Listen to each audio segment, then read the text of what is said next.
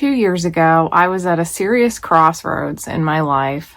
A lot had happened, which I've talked about in some other videos, but one of the things that really smacked me in the face is that my best friend had beaten stage 4 cancer.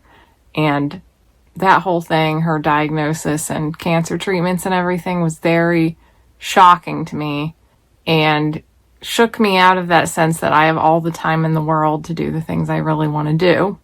So I decided I was going to try something that felt pretty risky, which was to start this YouTube channel while at the same time writing the novels that I've been wanting to write my entire life, and to see if those two things together could cobble enough money that I could continue to do them beyond 2 years. But I thought, that's a good amount of time to give something a try. And I felt like if I at least gave it the 2-year try, then, if it failed, I would be bummed, but at least I would know that I had, taken time out to do something that really felt like more of my calling in life. And if it succeeded, I would have found, my place in the world, hopefully.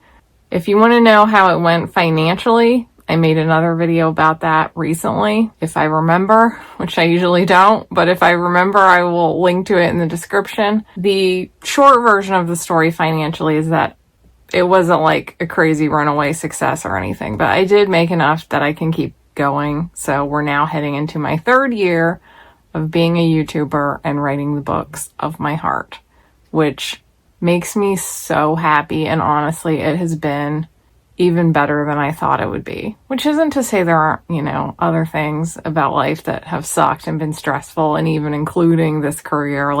There's always things you don't expect that suck way more than you thought they would, but the good parts have been so wonderful. So it's been 2 years of trying to follow my dreams, and it's working, guys, and that's all thanks to you. So thank you so much for being here and all of your support and your wonderful comments and this wonderful community. I cannot even express how grateful and how much I've just loved these last 2 years and getting to know all of you and all of it. Some of the interesting comments you made, suggestions you've given me, videos I made because of stuff you said, great conversations on the Discord, great conversations in the comments here on YouTube. It's just been so fun. And I've also started to pick up some readers for my books, which I feel like I'm in the right place. But it has been a huge mindset shift from where I was for most of the rest of my life. So I wanted to reflect a little bit on how these past 2 years have gone and what it's felt like what brought me here and how it's felt and what worked and what didn't work, and just kind of the breakdown, the state of the Lydia 2 years in. If you're new here, my name is Lydia Foxglove and I am a fantasy author. I hope the sound's going to be okay. I'm trying a new thing, holding the microphone in my hand, so this is a little experimental, but I saw another girl doing it in a video that I watched, and her sound sounded really good, whereas I have been picking up a lot of rustling and paper noise and stomach growling because I'm usually starving when I make these videos. Just all these annoying noises that occur with clothes and stuff. Sometimes my braid ends up covering the microphone, so I'm gonna try this. I'm sorry if the sound ends up being weird. Hopefully it's better. So the short story of how I got here is I've been a novelist mostly for most of my adult life. I started taking writing very seriously when I was 23. I sold my first book to Bloomsbury when I was 26. I sold all in all 5 young adult fantasy novels to Bloomsbury and Hyperion. I had a little bit of a financial rough patch with the Hyperion books because they got delayed, where I was an eBay seller just to survive. But then I started indie publishing after that deal, and indie publishing was even more lucrative for me. I really learned the romance market particularly, and I wrote a ton of books very quickly, and I was doing very well. I was averaging for the peak years about $85,000 a year. And for me, that was insane. This is a crazy amount of money for me. But I was getting very burned out. In 2021, when the pandemic kind of wound down, I got a job working at a local used bookstore, and I was starting to kind of pare back the writing a little bit because I had a little more financial security by having a part-time job. And then when my father-in-law died and I had all of his stuff to deal with, he was like a big collector, I ended up kind of having to take time off from writing and get back to my eBay selling skills. And it was during this forced break that I ended up watching a lot of YouTube and like really getting to know the platform of YouTube and realizing how much I loved watching YouTube videos. And it was the first time I'd really connected with social media in any kind of like meaningful way in my whole life. Well, since LiveJournal, but that's like, back in ye olden days. So by the time I was done selling off most of his stuff, I had it in my head that I really wanted to be a part of the YouTube scene, the YouTube community. And I started to plan out my channel in the background, and like that was really exciting. That was what kept me going through all of that. And I also started to think maybe this is the chance to write the books I really want to write, because my young adult novels were written to the young adult novel market of the late 2000s, early 2010s. And then my paranormal and fantasy romance novels were very much written to the indie romance market. And occasionally on this channel, because I don't always explain like the whole thing in great detail, people think that writing to market means that I hated writing those books and that like I was just a total sellout. But I was having fun the whole time, with the exception of a few novels. Like I was still honing my skills, and I was like, I love writing. I was having a blast by and large writing all of them, no matter how silly or smutty or whatever. Like there's still a decent amount of me in them, and I was still really building up my skills. And sometimes I would kind of recycle characters that I really loved into the romance setting in some new, fresh, vaguely ridiculous way, which was actually pretty fun. It's kind of like writing goofy alternate universe fanfic of your own more beloved stories. But nevertheless, my roots are really in the fantasy novels that I grew up with that had like a long developed world, particularly the ElfQuest comics and Mercedes Lackey's Valdemar novels, and played a lot of Final Fantasy games. So fantasy novels and fantasy world building, and like that was really where my heart was. What I always saw myself doing was being a writer more in the mold of Mercedes Lackey, where I was mainly known for this one fantasy world comprised of many different series, different characters, different eras within the timeline, but it was all like, this is my world. And I had never gotten to do that, and I never ever let go of the dream of getting to do that. In fact, the older I was getting, the more it was haunting me very badly, because the story in my head was pretty extensive, and I was starting to realize, especially after my best friend had cancer, that like there's no guarantees here. And I kind of wrestle with the fact, like, does it even matter? What if no one cares? What if you write a fantasy epic and there's no one to hear it, to read it? But, why are any of us here? What is the point of any of this? All I knew is that it kept just pressing upon me on a daily basis that I needed to get it out. So that was what led me to start this channel where I talk about writing in the creative life, and also to write these books and use the channel as kind of a way to get the word out about the books. The concept I came up with for my YouTube channel, and the main reason, was because this is the kind of channel I wanted to watch, and I couldn't find a lot of channels in this vein, was all the things that I sit down and talk about when I get together with my best writing friends in the world.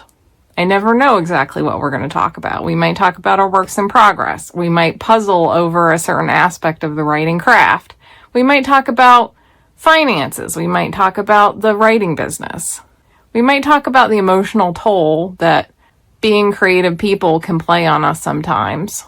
There's a lot of different things that we end up talking about, but they all kind of fall under the category of, these are the concerns of creative people in general, and writers in particular. So that became the concept of my channel, was the creative life in general and the writing life in particular. And within that, I would talk about anything that interested me, that I thought me and my friends would talk about this when we're having having a coffee or a glass of wine or a whole ass dinner where we're talking for hours, like whenever I get together with my favorite people in the world. I don't get to see them that often, so I thought I can start a channel and you can be the person across the table talking to me about creative stuff.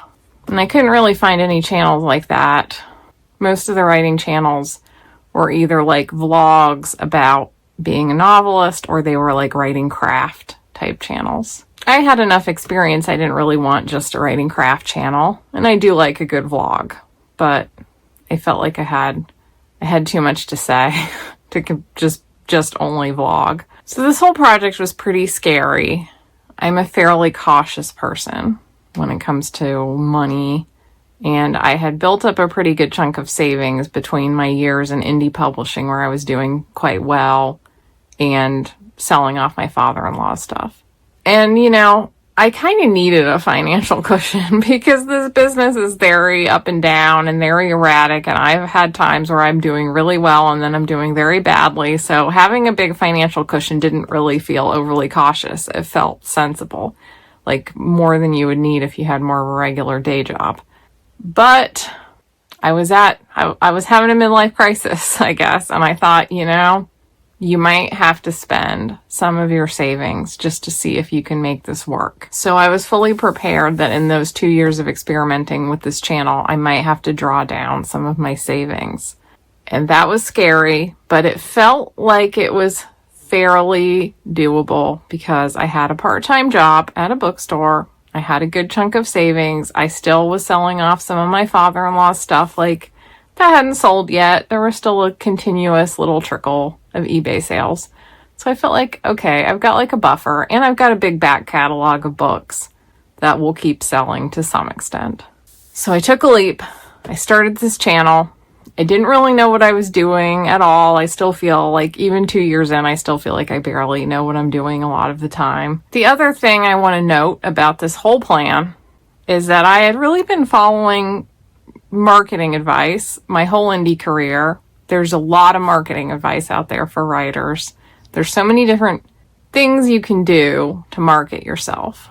And usually I advise people to pick just a couple to really focus on, especially at first, ones that feel doable to you, like social media platforms that you actually like using, or you might want to do paid ads, start small and scale up. But like, if you get comfortable with a paid ads platform, that can be perfectly viable. Or you can do a real community building strategy where you focus more on like either a Facebook group or a Patreon, or building a niche community on TikTok or whatever. Like, there's different things you can do. And I've seen all these different strategies, and I tried a lot of them. But one that I almost never saw was to start a YouTube channel. Whenever I saw people talk about YouTube at all, it was mostly just as a place to post your audiobooks and have that be the only way that authors would use YouTube. There were some author tuber people out there, but I never really saw anyone bring this up as like a really viable strategy for selling your book. So that was another thing that was very experimental. I had no idea if this would sell any books or if it would go anywhere. But I did know that I had been trying very hard to engage with social media for years and failing miserably at it because I hate social media. I find Instagram and TikTok very boring. Facebook I used to like in the beginning, but I since have, it sucks now. And I also never knew how to use Facebook effectively as an author. I couldn't crack that nut. I only could use it as like as me talking to my actual friends and family. So I'd pretty much just been following the crowd and doing like recommended advice. This was the first time I was going to try a marketing strategy and a whole life strategy for my creative projects that I really hadn't seen anyone do. I told myself I was going to start this channel in January of 2024. I procrastinated almost the entire month of January, as one does. And finally, at the very end of the month, I was like, come on, girl, you gotta do it. You gotta do it. So I got everything set up. I sat down at my dining room table. I wasn't even sure where I should film yet. And I made my first video where I just kind of taught. It was an introductory video, and I was extremely nervous and extremely awkward. I did my best, of course, to like repeat things until I was comfortable and edit it out so that I seemed like I was a little more relaxed. But when I look back on this video, I can still tell like how incredibly nervous I was to talk to just a camera, and just my anxiety over the whole thing. And I found that at first I would just completely freeze as soon as I hit that record button. My brain would just completely blank, and I had to script like everything. Even the stuff that sounded casual, I generally had to script just so that I wouldn't sound stiff. But after the first few videos, I started to get a little looser. I was still writing pretty detailed scripts, but with every video, I started to do more like ad-libbing and started to relax more. And it took a while. I didn't really know how that was going to feel. Or at first I wondered if I would ever get over feeling so nervous. But eventually I did. Now I don't really write like scripts. I just write notes. Sometimes it's just one page of bullet points. Sometimes it's a few pages of notes if there's a lot of things I want to make sure to remember to talk about. But I don't really follow scripts anymore. I've gotten a lot more relaxed, although I'm still terrible at filming in public, especially if I'm going to speak. Then I feel really stupid. But maybe in the next however many years I'll get over that one too. I had done a lot of research on YouTube, and it seemed to me that it took about 2 years for most channels to get monetized. So that was kind of my plan. I thought if at the end of the 2 years I'm monetized and I still can afford to keep going, I'll keep going. And I thought in the meantime, hopefully I'll sell some books and maybe get like some Patreons. The actual breakdown of how things shook out was not at all what I anticipated. It was a lot harder to grow a lot of Patreons and a lot easier to have the channel blow up. In fact, my first breakout video that went like semi-viral was only like the 4th video or something that I made. And I got monetized thanks to that video, so it didn't take very long at all. It was like two or 3 months. As soon as I kind of blew up, people started joining my Patreon without me even really promoting it, because I just kind of had a like low-key Patreon that I didn't really do anything with. And I had people start to ask me to do a Discord server. So I didn't expect any of that to happen so quickly or kind of in the order that it did. But pretty much from there, I was off and running and making 3 figures on YouTube consistently. And while the channel was blowing up, my oldest cat was dying. So that was a real up and down kind of life moment, because he kind of had a lingering, drawn out death where he was getting a lot of, medicine, medical treatments. And meanwhile, my channel was just like taken off compared to what I had anticipated. So I would be really like super sad and super happy on the seesaw all day. And then in September, Hurricane Helene hit and we lost the bookstore. My part-time income was gone. And like this got real at that point, like it was going better than I thought. But when the bookstore job was no longer an option, there was definitely a certain level of like, oh crap, I have to make sure that this channel keeps growing and sustains. And when September hit, I hadn't really had a hit video in a while.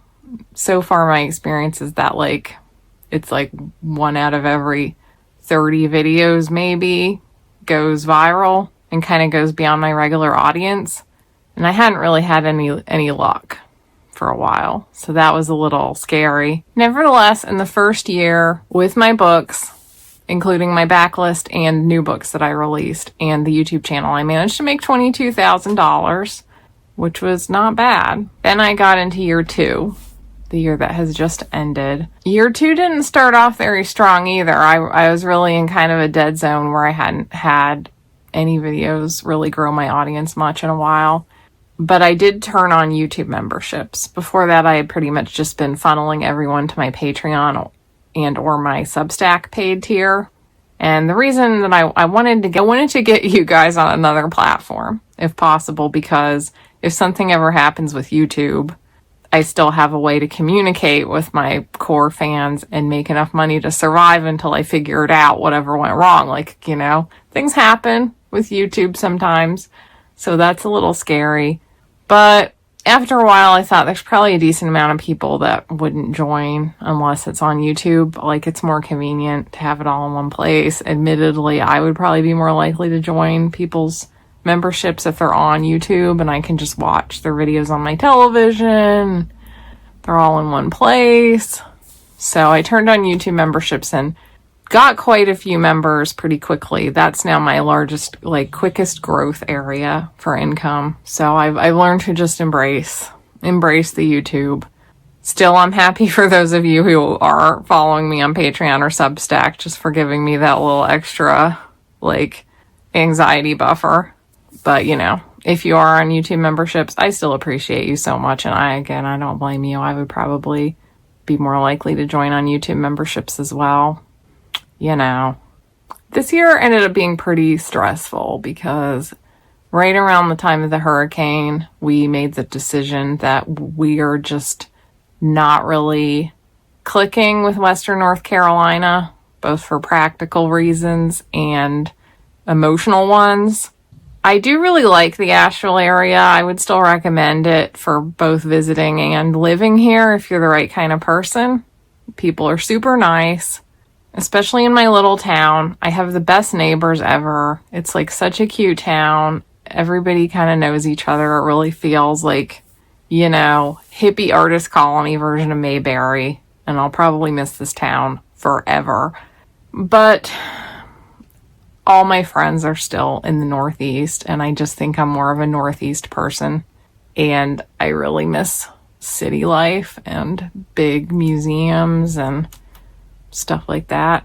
So anyway, after much talk, we decided to try to move to Baltimore, where my partner's from, which necessitated then selling off a bunch of our own stuff and dealing with the rest of my father-in-law's stuff, which is not an insignificant chunk.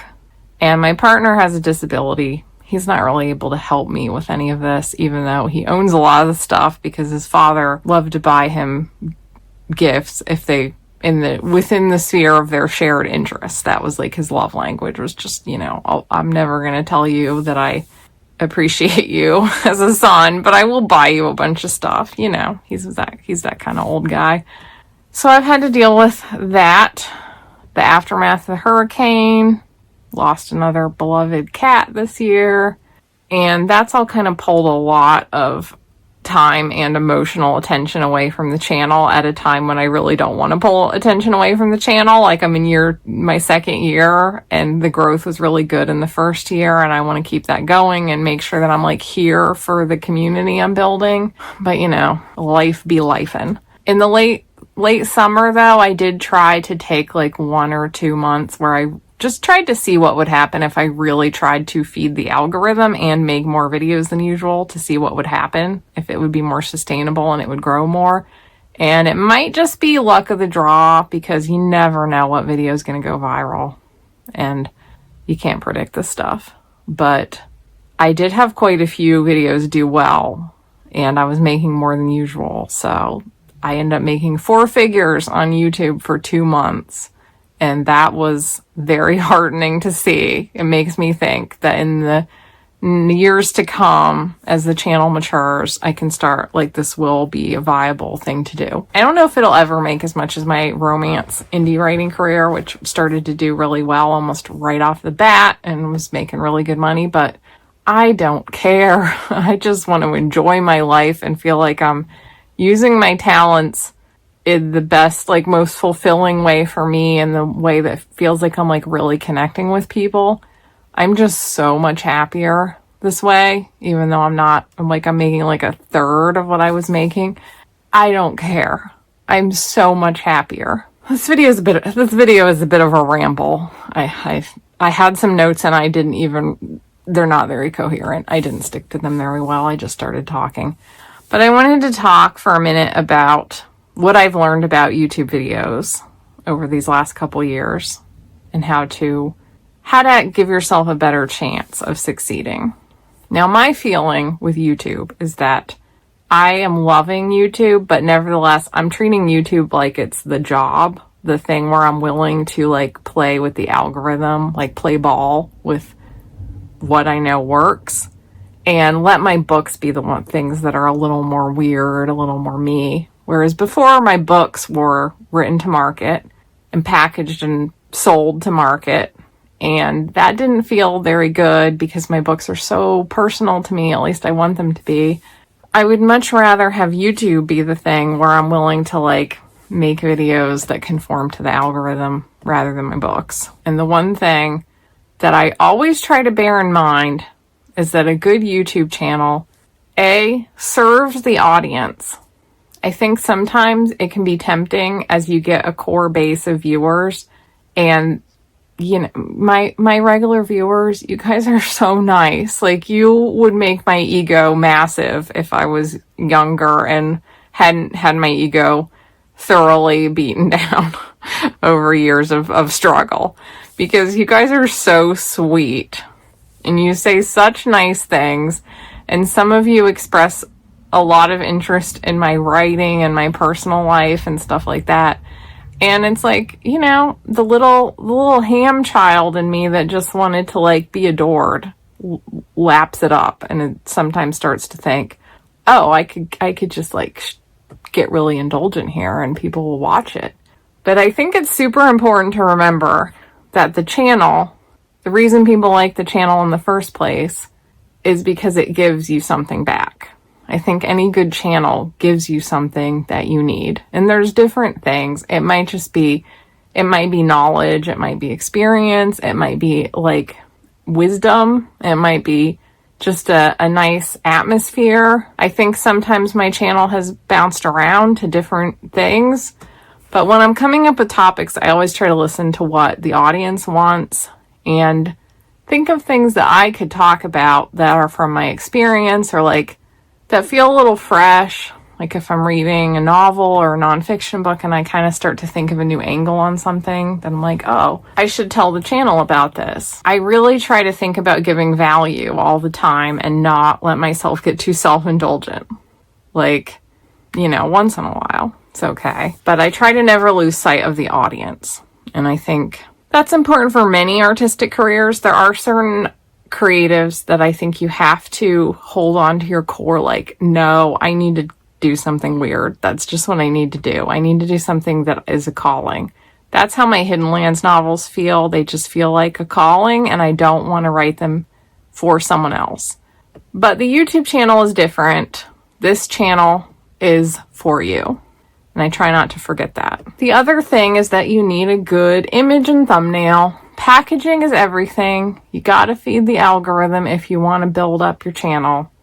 And if you think about what you click on personally, I know for me, I would like to think that I always click on the most wholesome and edifying videos only, and that I have like no bias towards videos that have more views or have more sensational titles or anything, any of those kind of biases. But you know, let me be real. That's not always true. Of course, the way things are packaged has an effect on me, especially if I'm kind of, I don't know, I'm already kind of distracted while I'm watching a little, like I want something a little trashy because I'm like exhausted. You know, I come to YouTube in different types of states at different times. Sometimes I have a specific like thing that I want. Sometimes I just really want to have my mind expanded, and other times I want something that's a little like, oh, what's the latest gossip? You know, once in a while, it happens. Disheveled editing Lydia here. I just want to clarify, because I have actually made videos about how I avoid gossip, and like I do mean that. I do avoid gossip, by which I mean gossip about individual people behaving badly, or sometimes not really behaving badly, but just being caught up in like a drama. And that's why I avoid it. I don't like to feed that kind of sensational content that is attacking someone that may or may not deserve it. You don't always know until you dig in, but either way, I don't want to like get into that myself. But I do click on those kind of videos. They're just like, TikTok girlies are doing this. Here's why fantasy novels are ruined now, or whatever. You know, that's like the kind of gossip I am definitely vulnerable to still. So, you know, sometimes. So I try to remember with my thumbnails and my titles, what is the psychology of what makes you click on a video? I have a list A list of things that I think make people click on a video. Agitation. You see something that kind of challenges your point of view and like low key or maybe high key pisses you off a little. So you click on it to be like, no, that's wrong. Sometimes the actual video, in fact, is not as agitating as the thumbnail, but that's what got you to click on it. Confirmation bias. The opposite is that this video tells you something that you already know or are already doing. Like, I'm already frugal, but I watch a lot of videos on frugal people just to confirm what I already know, that I like being frugal. So there's a lot of that. And of course, like you can tell because those are the kind of videos where like half the comments are people going, oh, I know, I love being frugal. I live in a tiny house that I built myself and I have made $60,000 a year since I was 20 and I have invested 95% of it in an IRA and now I am a multimillionaire and I can my own food and I raise my own rabbits to make Angora sweaters out of.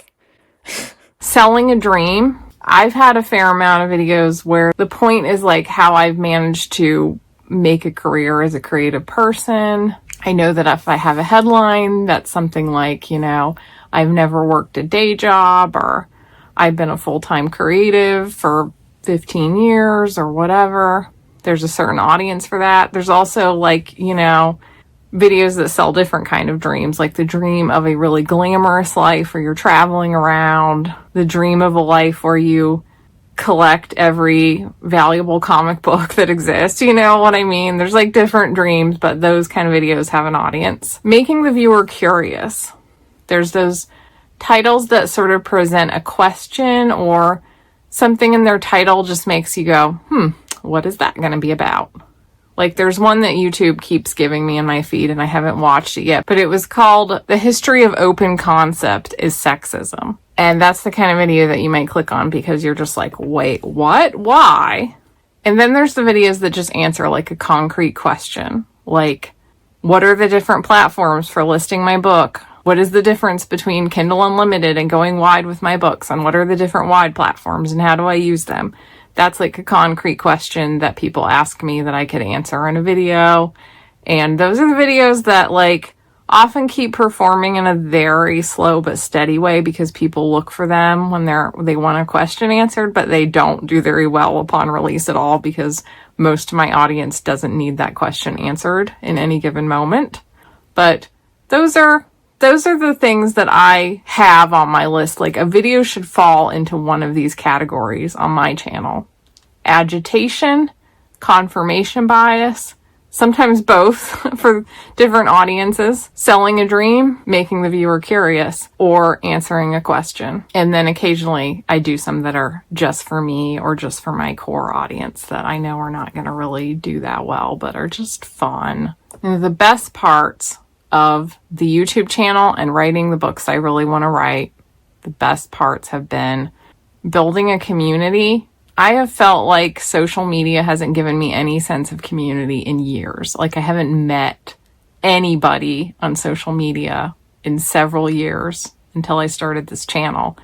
And now, since I started this channel, I've met my friend Teresa, who's a fellow author and YouTuber. I've gotten to know a lot of you who are my regulars on Discord, and I've gotten to know a lot of you who are my regulars commenting on my videos, my Patreon, Substack, attending the live chats when I do a premiere, stuff like that. That has been so great. I love it so much. I feel like I'm actually like getting to know people for real. And there's a lot of you, so I can't keep track of everybody, but if you've been here a long time or you really participate a lot or you are for some reason especially memorable, there's a lot of names that I recognize in my comments. And even if I don't remember you yet, just a lot of you sound like really cool people. And parasocial relationships are always kind of weird, but it's better than hanging out on the other platforms where I never really felt any kind of community or connection at all. Another thing that's just been amazing is finding the correct readers for my books. That is something that I've been struggling with my Hidden Land series forever, just trying to find my readers. And I have always known there would be an audience for my books. a lot of the things that inspired them are quite popular. And like, I know how to write a book that some people will like. So I just also know that I'm not really writing to market. So it's been this huge frustration of like, I know who my reader is, I just don't know how to find them, because it's like needle in a haystack kind of thing. But since I've started this channel, I have definitely found some readers who are like, yes, you are my reader. And that has been amazing. The other thing I absolutely love is that I feel like I am making authentic and thoughtful content that doesn't feel like junk or slop, or like I'm just following somebody else's footsteps and doing what some course told me to do to get followers or readers, or somebody else's template of what to post or anything like that. I feel like I'm giving you a lot of my own thoughts with depth, and I really thrive on depth. So I love that part. I feel like I would watch my channel, and I've always felt like whatever I was creating, like I wouldn't actually be the audience. I wouldn't be hanging out on my social media. Like, what am I doing here? So it's really felt good to feel like there's a point to all of this. And of course, I've actually been able to pretty much pay my bills doing this.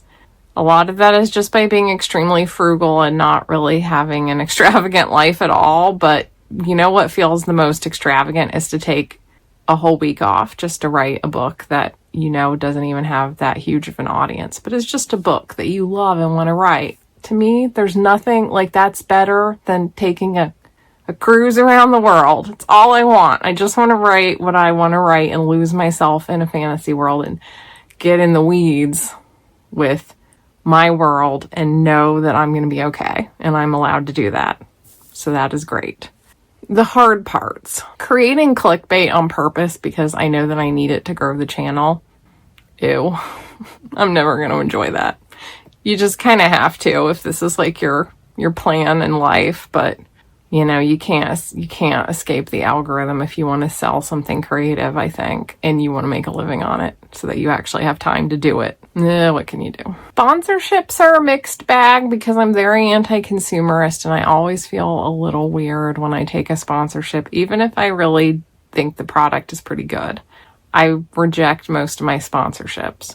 But sponsorships are also probably the most money per hour of anything that I am doing. So it's hard to resist taking them if they seem like a product that might actually be of use to someone. So I keep going back and forth and thinking maybe I'll stop doing sponsorships because I'm kind of anti spending money on anything. Of course, negative comments are always a downside of YouTube, and I go through periods, like some days I just feel sensitive and I don't want to read my comments at all because I don't want to see a negative one. I just like don't feel mentally prepared for it. And I also have a constant terror of just like hurting the feelings of someone that I didn't want to hurt by being a bonehead. I don't get affected as much if it's somebody that I like obviously has a very different view of life and everything for me, like can't please them all. But if it's more like someone who is a fellow sensitive soul but is sensitive about a different thing that I didn't anticipate, then I feel bad because I too am a sensitive soul. And the other thing about doing a YouTube channel that really wears on me is just like getting sick of myself. I keep having to look at my face and hear my voice. I have to like record and edit myself, and it's just like by the time the video airs, I'm so tired. I'm so tired of myself. I think you'll need a little ego to do this at all. Otherwise, you'll just go nuts looking at yourself this much. So those are my reflections on year 2 of my YouTube channel. Again, if you want to hear the breakdown of all of what I made this year, you can check out my video on that. And I just want to give a huge, huge thank you to all of you. I truly just can't even convey how much I appreciate all of you. Those of you who have been here since very early on, and those of you who just showed up recently and tell me stuff like you've been binging my videos all week, or that my videos inspired you to finally finish your book or get your book out there. I just absolutely love that. I can't wait to see what we're all going to do together in the years to come. Whatever your creative projects are, know that I am cheering you along all the way. I love the ideas you give me for videos. I try my best to help you guys in every way possible, because that part has been so satisfying. I feel very anxious about my ability to teach and mentor other writers, but it is something that I love to do and have always loved to do. And it feels so good to feel like I have enough experience at this point in life that I have some confidence that I might actually be helping people. So I just thank you so much for being here for any reason, unless it's to give me troll comments. If you'd like more from me, I do have a Patreon and Substack that have free content posted irregularly, and for members, there are 2 bonus videos per month voted on by you guys, and you can also access that through my YouTube memberships. If you'd like to read any of my books, my Hidden Lands books are the books of my heart, my fantasy novels, but my free book of the month is Take Me Slowly, which is a very steamy and dark vampire romance. You can find the link to all of those in the description, and thank you so much. I can't wait to see what the next year holds, and I will see you next time. Bye!